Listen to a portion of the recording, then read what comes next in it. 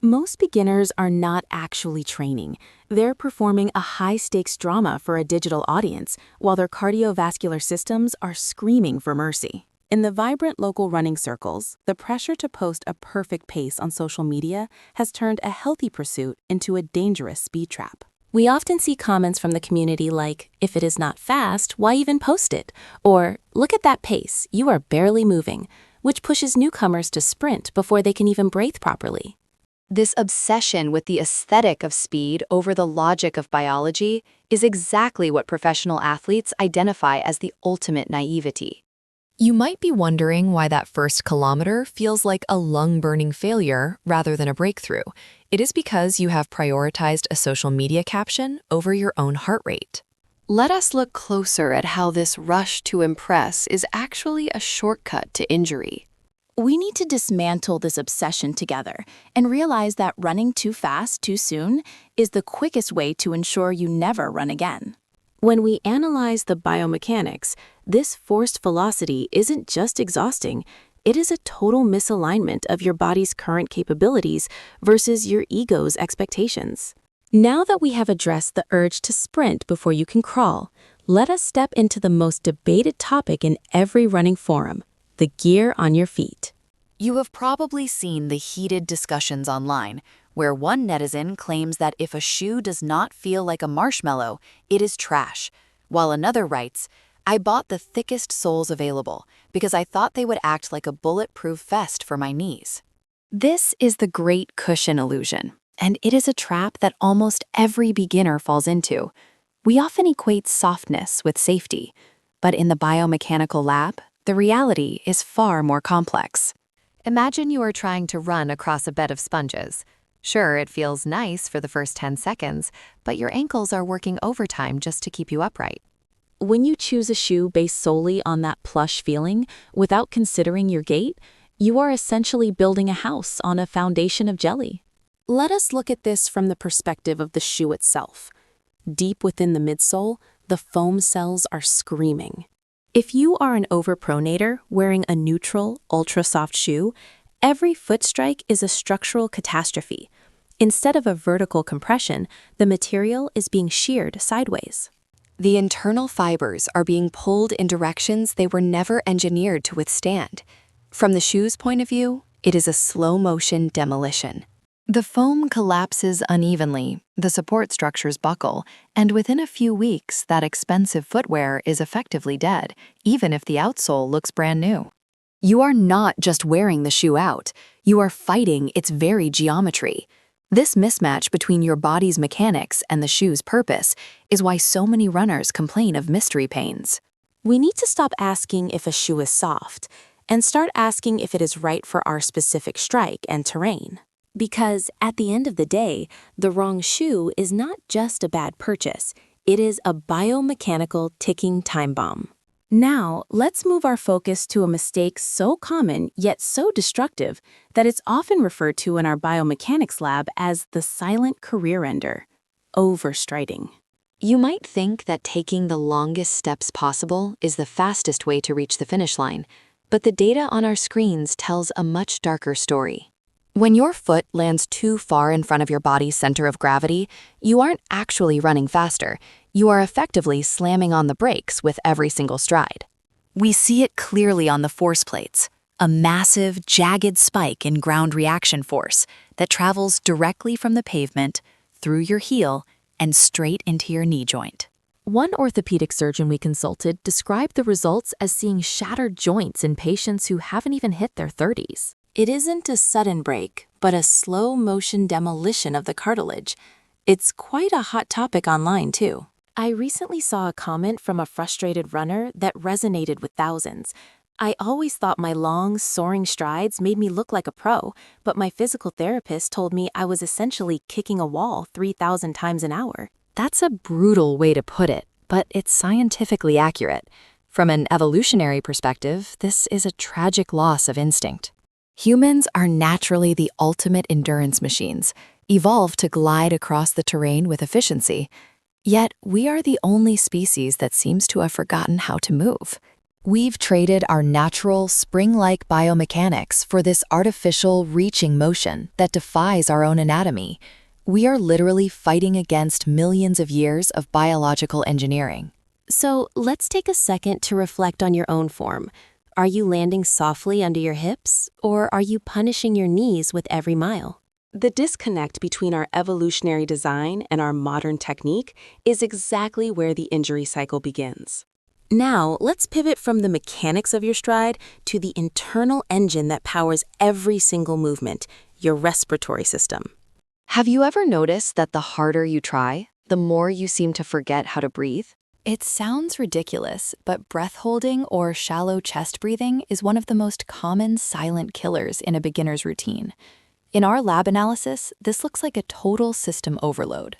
When you deprive your blood of oxygen, your heart rate doesn't just rise, it enters a state of frantic compensation, trying to pump non-existent fuel to your muscles. Imagine the view from your smartwatch's perspective right now. Behind that glass screen, a sophisticated algorithm is essentially screaming at you. It sees your beats per minute skyrocketing into the red zone while your actual pace remains stagnant. This is the ultimate conflict between your iron will and your biological limits. Many of you in the running community have shared this exact struggle in the comments. I recently saw a post where a runner admitted, "I felt like my lungs were on fire, but I refused to slow down because I didn't want my fitness app to show a slow split." Another netizen replied, "My watch is basically my overprotective coach, constantly buzzing because I am redlining my heart just to stay upright." But this isn't just a digital warning, it's a physiological crisis. When you hold your breath, carbon dioxide builds up rapidly in your bloodstream, leading to instant muscle fatigue and that dreaded, heavy as lead sensation in your quads. You aren't hitting a wall because you're weak, you're hitting it because you're suffocating your own progress. We need to stop fighting the data and start syncing with it. Instead of those panicked gasps, we should practice rhythmic belly breathing, perhaps a 3 steps in, 2 steps out pattern.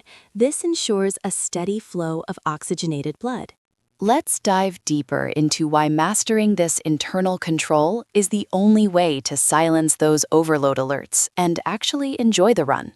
Now, let's move to a mistake that many of you probably justify as saving time, but in reality, you are just fast-tracking a visit to my clinic. We have all seen those comments online where people brag, saying things like, "I just get out and run. Warm-ups are for the weak." But let's look at this through a biomechanical lens, because your body is not a machine you can simply flip a switch on. When you skip a warm-up, you are forcing cold, stiff muscle fibers to handle high-intensity loads immediately.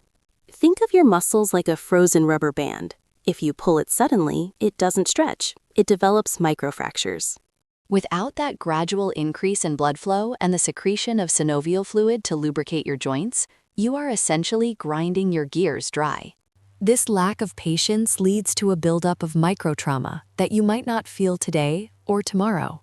However, as these tiny lesions accumulate, they create the perfect environment for chronic inflammation and long-term tendon issues that could sideline you for months. You might think you're being efficient, but as the running community often warns in the forums after a bad injury, the 5 minutes you save now will cost you 5 months of recovery later. Let's dive deeper into how this structural degradation actually begins at the cellular level when we ignore the preparation phase. Beyond the physical grinding of bone and the desperate gasping for air, there lies a much darker territory we rarely discuss: the psychological graveyard of abandoned dreams. As a sports psychologist, I often see that the greatest damage from these 5 deadly mistakes isn't just a torn ligament or a strained heart. It is the mental trauma that follows.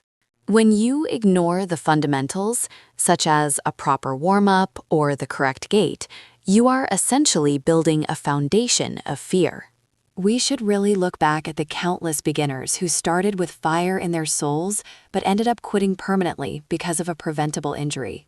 This creates what I call a psychological ghost. I see it all the time in the comment sections, where one user wrote, "I pushed too hard on day 1, felt my knee pop, and now I am terrified to even walk fast." It is a heart-wrenching sentiment that many of you might be wondering about right now.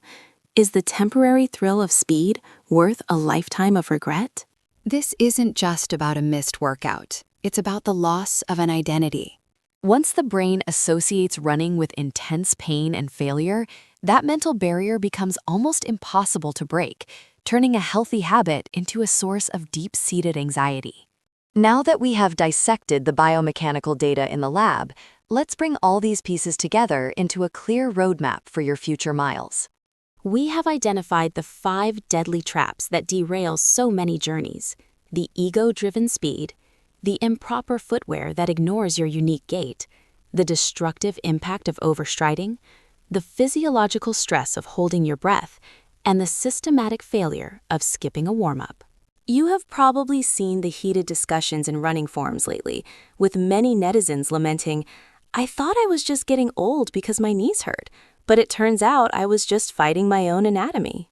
Another runner recently posted, "I stopped trying to sprint every session, and suddenly, I actually enjoy running." These stories reflect the reality of 2026. We are moving away from the no pain, no gain mentality toward a philosophy of biological synchronization. To fix these mistakes, you must transition from a mindset of force to one of flow. Shorten your stride to reduce the sheer force on your joints. Regulate your breathing to keep your heart rate in the optimal zone. And never treat your warm-up as an optional task. Your body is a sophisticated kinetic chain, not a machine you can just redline without consequences.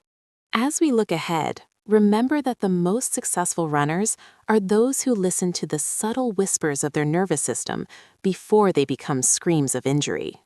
By respecting the natural laws of motion we have analyzed today, you are not just fixing a workout, you are securing a sustainable, lifelong passion that will keep you moving efficiently and joyfully for years to come.